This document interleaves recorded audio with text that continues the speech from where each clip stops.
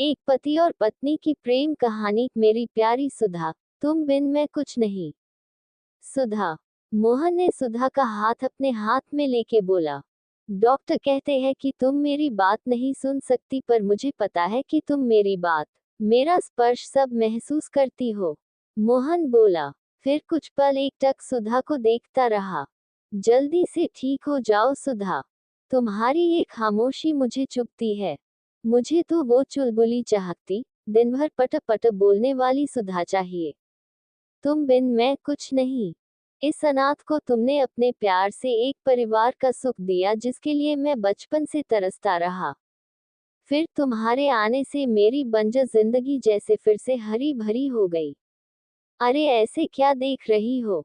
मैं सच कह रहा हूँ सुधा।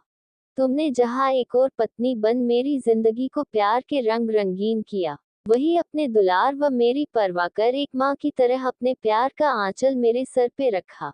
कभी कुछ गलत करने पे एक पापा की जैसे डांटा और फिर एक पापा के जैसे सही गलत बता के मेरा मार्गदर्शन भी किया।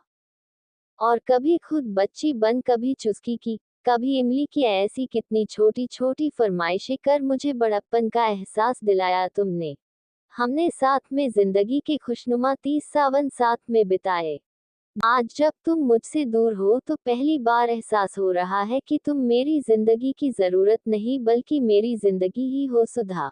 यह अस्पताल में सब मुझको पागल समझते हैं, मेरे पीठ पीछे मेरा मजाक भी उड़ाते हैं, कहते हैं कितना बेवकूफ है, कोमा में कोई सुनता है भला। पर मुझे इन पे गुस्सा नहीं आता।